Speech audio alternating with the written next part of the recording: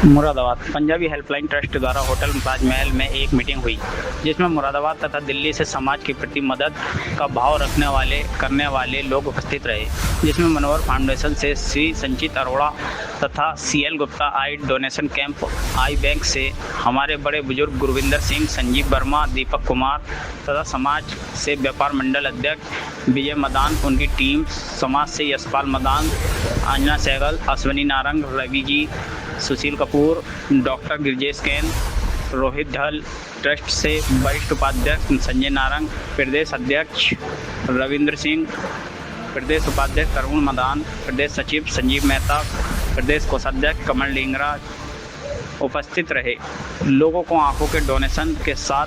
अब अंगदान की जानकारी दी गई, जिससे लोगों में जागरूकता फैले, समाज को पता लगे कि आपकी किन किन नाम से किन किन लोगों को आपके जाने के बाद आपको एक नया जीवन देकर जा सकते हैं। अधिक जानकारी के लिए देखें पूरी खबर लाइव डिस्ट्रिक्ट न्यूज पर। विकास गुप्ता के साथ सुनील कपूर की रिपोर्ट, मुरादाबाद। ये मीटिंग जो हमने रखी है सिर्फ इसलिए कि लोग जागरूक हो जाए कि आई डोनेशन के साथ में जब आप आई डोनेशन के लिए आगे आए हैं तो और चीज़ों में भी आप अपने अंगों को देकर किसी न किसी व्यक्ति की जान बचा सकते हैं। दूसरा, पंजाबी हेल्पलाइन ट्रस्ट आपके पास ये 1.5 साल से लगभग 2024 अक्टूबर से चल रही है। हमारा मकसद ये है कि हम जमीनी स्तर पर कार्य करें,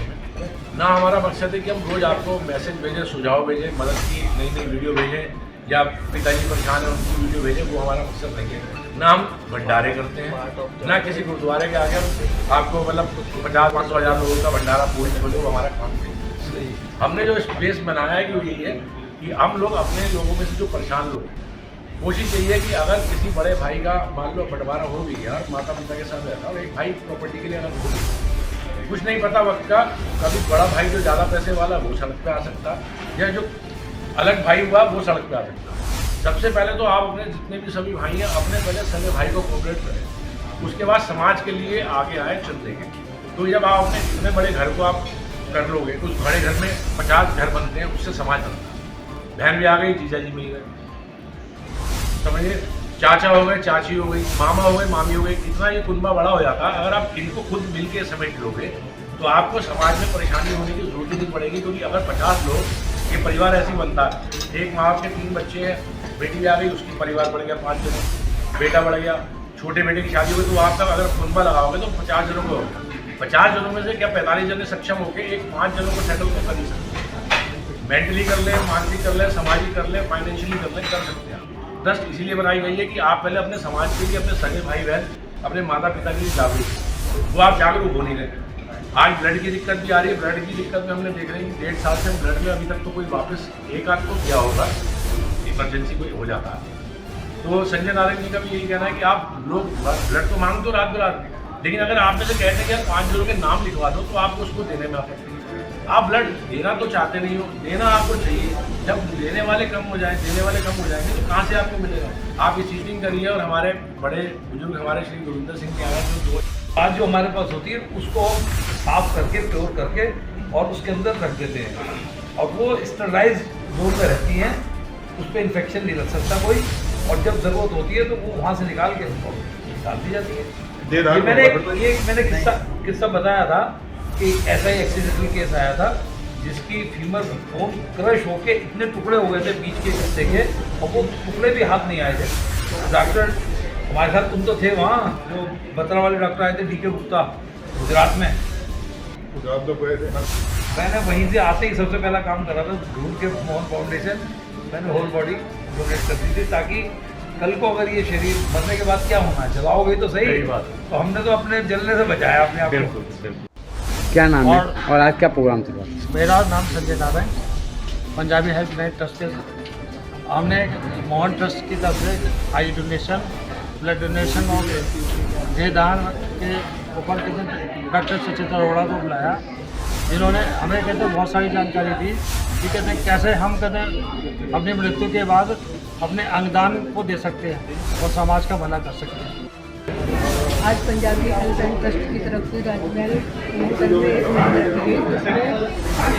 समाज के लोगों को अंगदान को करते हैं। प्रेरित किया गया कि आप कैसे अपने शरीर का अंगदान करके